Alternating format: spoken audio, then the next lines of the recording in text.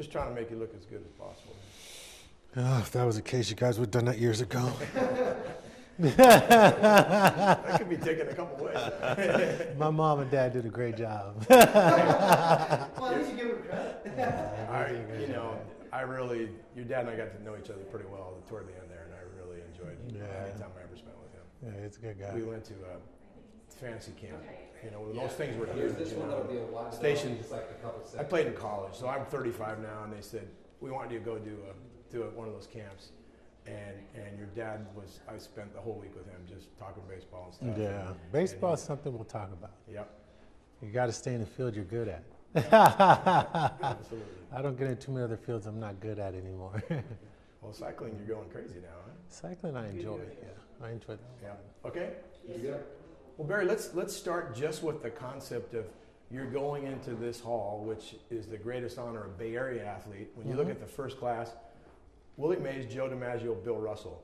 That's kind of all you need to say about this hall. Does that kind of hit you what this thing means? I think if at any point in time growing up in a community, especially as prestigious as ours, the Bay Area community, having the opportunity to be in the Hall of Fame is pretty spectacular within itself. I look forward for Brady. Tom Brady's turn. So it's pretty impressive. So, and I know how you feel about Willie, and anybody who's lived in this part of the world knows about Joe DiMaggio and Bill Russell and those guys. Yeah. And again, the status of being in that same establishment with those guys, that must mean something to you here. Yes, because it starts somewhere. Everything has a beginning, and then it keeps continuing on, and it keeps our tradition, history alive. And to be a part of that great history is an honor within itself. I mean, obviously my godfather's great. Bill Russell's unbelievable. When you have Joe DiMaggio, you can tell.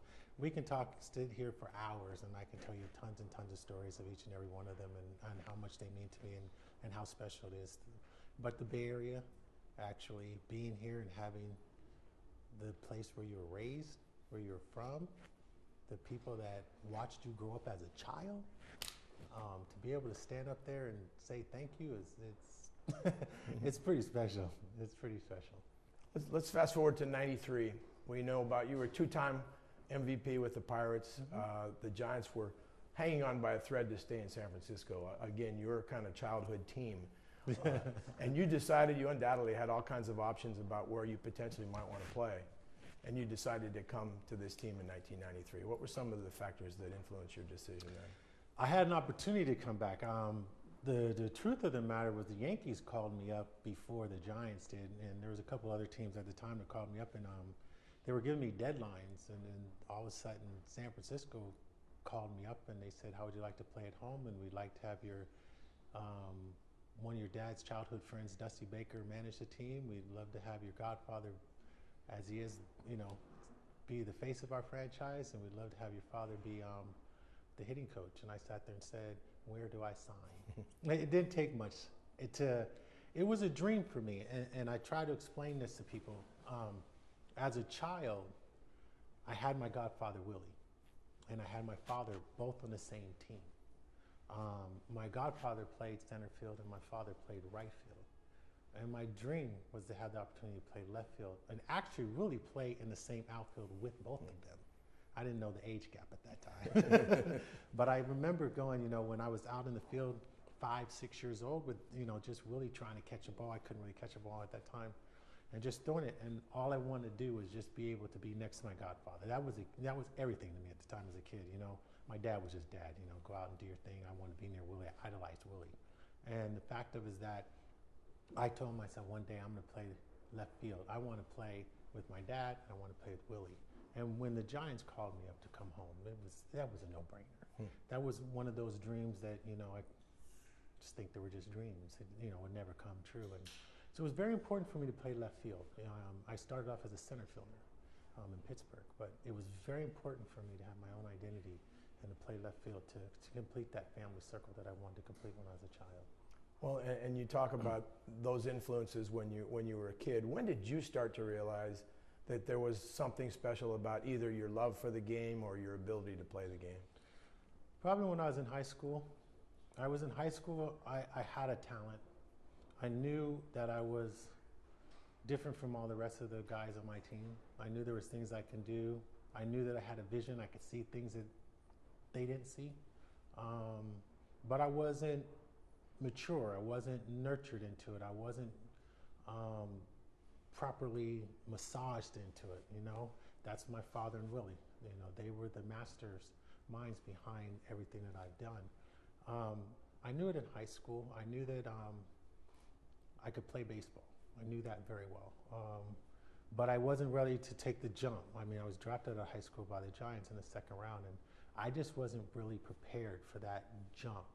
I wanted to go to college first. I wanted to play against the best in college. And it was my godfather's thing too. You know, my dad and my godfather's like, you need to go take baby steps. You could be in the minor leagues forever. We think you're too young, you know, they take kids too young, you know, you need to mature, you know, go get your education and stuff. And it was important to me too, was that I figured if I went to Arizona State where my cousin Reggie Jackson went, and, you know, I also say my cousin Alvin Davis, which we're very like brothers, you know, we're all from Riverside. I figured that I could, you know, if I played there, it was a top college, I get to play against the best around the United States, then I was prepared to take that next step. Kruk and Kaip, who are inducting you, have talked about a sequence on the airplane where they said they're sitting there with you and you're getting ready to face Greg Maddux, and they said you sat down and not only you predicted all 7 pitches, but the speed of the pitches, the location, all those things, and they said you were on the money with those things. Did you just have an incredible acumen for knowing the game? Is that something you studied hard to know those things? How did you know those kinds of things? I was molded by 2 of the best, my godfather Willie and my father. And here, it's something that I can't explain to you. It's something that if you don't have the gift, you just don't have it. It's a combination of things. It's a combination of hard work. It's a combination of concentration. It's a combination of studying your opponent. It's a combination of so many pieces to a puzzle, and that you can only take one piece at a time and put it together. You cannot jump pieces. Greg Maddux, I knew him better than, well, he probably knew me just as well. We knew each other pretty well. I can't say. He's the best pitcher I've ever went against, and I will always stand behind, because he was the best technician. He knew you, and if you didn't know what he knew, he was going to destroy you, and he didn't have to throw hard to do that. He knew the philosophy of a hitter, and I knew the philosophy of a pitcher. And that's where the chess match comes in, and that's what made it exciting for me to face him to face me. But I could tell you anything he was going to do. I could tell you what he was going to do between him warming up to the time he decided to throw me the first pitch. I knew in his mindset what he was going to do. I knew the sequence of the game, what was going to happen. I knew exactly how he was going to come after me in certain situations. And then it comes down to, do I have enough time, or do I have enough patience to let this play out, or do I want to put this big S on my shirt and try and be Superman and have him kill me? So there's a very important game that we play, and it's a chess match, and you just don't want to get checkmate real quick. I suppose maturity and patience, part of that too. You have to learn that. That's not something you naturally come by. You're born with it. I try to, try to explain to people you're actually born with. There's a lot of players that have great ability. Some of them have better vision than others. But the ones that have better vision you don't have to be the best baseball player, but if your vision is better, you can see better. I wasn't the best all-around athlete. I was very talented at everything that I did, but I had the IQ better than the other guys. I had the IQ better than you. You can teach those things. You can give them bits of it, and you can get it. And there's some people that can really get it. Greg Maddux was one of those gifted pitchers that really, really, really got it. And I happen to be the hitter that really, really got it. As your career with the Giants progressed, all those milestone home runs that began to pile up, and then with that comes incredible attention. You're in a fishbowl the whole time. How did you deal with all that? I know those numbers really meant something to you because they signified where you were in the history of the game, and yet with that comes all of that incredible attention. It's a very difficult road to walk. Well, that's a good question, because now I'm better prepared to answer those questions. Back then, I would have, who knows what I would have said at that time. You're dealing with a person that lives in a cage, And like I said, I created that character out there because it was the one thing that made me tick. And I kept everyone away from me because I kind of felt if you got in, you'd figure out me, or you'd figure out what I was doing. And to stay at the top, you can't let that person ever get close enough to you to figure it out.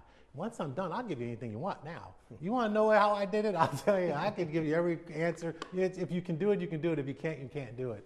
But I did most of my milestones at home because it was important for me to do it here. It was very important to do it in front of well, like I say, I don't say fans here, I say my extended family, and that's something I'll talk about in my speech. But this is home. The milestones only mattered to me, to Willie. Willie was my milestone. Home run record was never my milestone. Willie was always my milestone. My acceptance from my godfather and my father of me playing baseball was the only acceptance I ever wanted out of the game of baseball. I knew where Willie stood on his pedestal. I knew where he stood in the community of San Francisco. I knew where he stood in baseball. I just wanted him to stand and say, Godson, you're just as good as me. You know, I knew I was better than my dad, but my dad's IQ was as good as mine at the same, but he just didn't implement it for other personal reasons. But Willie did both. So I had both IQs to me, which made it great because I had Willie saying, I love you, you're doing okay. I had my dad going, boy, that didn't impress me. You don't do nothing for me. What do you mean you hit a home run? Hit two. You know, I had Willie going, that's good, man. You was right on the ball. You were doing this. So I had both of them going at the same time. And then, you know, so Willie was always my milestones. The Bay Area and the city was always my milestones. This is where I was from. This is what I love. This is the community that embraced my family. And so everything I ever wanted for was to be here. And Willie's always been my milestone. He was the hardest thing to pass.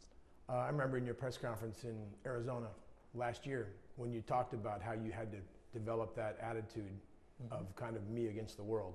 And I'll be honest with you, I'm hearing you say things kind of in an honest one-on-one relationship that I've never ever heard from you before. Never, no. Is there ever a regret that maybe I could have had relationships with these people if I'd been a little bit different guy back then? Or is that the person you had to be to accomplish those things? For me to play baseball at that time, I was young. I have to sit there and say, you know, you go through these maturity stages, you know, and it's the same things I go over with my own children. You know, at 30, I'm still, you know, and 40, I was kind of slowing down, and 50, I'm like, I don't even have the energy no more. I just don't have that kind of fight anymore. And if you want to know the truth, I'll tell you. If you don't want to know the truth, I don't even have time to talk to you anymore. But back then, I have to say, it was a little bit of both. I needed both. I wish I was more accommodating, and I was at times. I'm not going to take full responsibility because there was times I was very accommodating to things. But I had this thing in me that, who are you to insult me? And then yet if it was only me sitting here, I look like I'm bitching, I'm crying.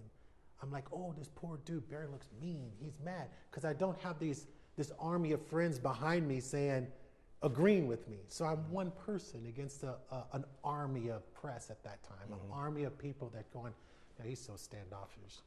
And I was, I don't shoot. But it was a little bit fun, I have to say. It was a little bit of sadness at the same time, I'd have to say. Ashamed for myself at a little time to some of the things I said. I was like, wow, I can't believe I said that. But it's the same thing I look at Instagram with my son now. I'm going, are you crazy? You know what I mean? I think I wish I could have done some things different. Not everything. Never my playing part I ever feel I should have done different. The way I could have handled it within the locker room and around, I could have taken that and done that differently. I could have actually sat there and said, okay guys, let's go over here, created some space, had a little bit more fun with it. But I was one of those type of guys at that time that was, well, Jason Smith just pitched a one-hitter. What in the heck are you guys over here talking to me? And I hit a home run, but we didn't win. but it happened to be 664. I didn't care, you know what I mean? I felt as though my teammate was being, you know, disrespected. At the same time, you're asking me, the guy just pitched a one-hit shutout, or he lost the game with a great performance, and we're talking about 664. You know, I didn't know how to handle those things like that. I felt as though it was taken away from my teammates at the same time, but then at the same time, I didn't appreciate some of the reporters actually, I guess, being rude to me as I took at that moment or at that time, saying, you know, you have no right to call me names, and if you want to call me names, I don't have to talk to you. You know, so at that time, I had the upper hand. I was doing something that was on the field in the cage, and I was there. I didn't have to give it to you then. I was like, okay, you don't want to be nice to me? I'll talk to you. But I didn't know it was going to make it worse. If I knew that would make it worse, I wouldn't have done that. I tell guys now that I train and work out with, I said, you have to be really, really, really, really, and I put a lot of reallys in there, very talented to do what I did, or you just going to get killed. There's not even worth it. It's not even worth the heartache, because I was hurt. I think, you know, I had a lot more feelings, and it hurt me emotionally. And I think that's what made me angry. And I said, okay, I know this part of it, and I'm not going to share it with you. And that's pretty much what I did. I said, I'm not going to share with you. You didn't want to be nice to me. You have no right to insult me, so I ain't sharing nothing with you. And that was my attitude. Now, it's not the best attitude, I'm going to tell you that, because I think everybody has to do their job. And right or wrong, there's some things I did wrong. There's some things I said, and I did deserve it. But I was only a ball player. You know, as I tell people, just a ball player. I'm not a public speaker. I'm not trying to run for presidency. I'm just a ball player. You're being absolutely mean to just a ball player. I sit in a cage and play baseball. I try to entertain people that spend good, hard work money to come and watch a baseball game. And you know, it's that's where. But now, you don't even hear me speak that much. This is probably the longest you've ever heard me talk in how many years? It's the longest I ever have. Exactly, and so don't get used to it. I like my peace and quiet. I won't make you do it much longer. So you talked about your place in history, which is going to be well recorded here tonight. When you look at that ballpark, which has been described as one of the gems of all of professional sports, and you know that you had a role in making that happen. Is that another area of pride which you can think back and say, I had a significant role in that? I think the Giants coming here in '58 started it, and I'm glad to be participating in it. The ballpark, we all built that ballpark. I'm very thankful that the team came and I was able to put a bunch of people and keep them in the seats and the stands. But I take a part of that credit with the community, because the community fought to keep this ball team here. So remember, when Peter McGowan and Harmon and all the guys were fighting to keep the team in San Francisco, they just signed me. If I didn't play as well, we don't know what would happen, but they still fought, and the city and the community actually fought to want to keep it here. I'm just glad to be a part of it and make it something special here, because it deserves to be special here.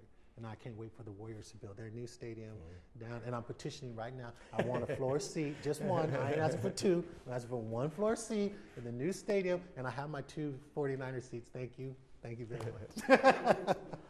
I won't expect this all the time, but it's great talking to you. And, you know, congratulations on the honor tonight. Thank you very much. Thanks.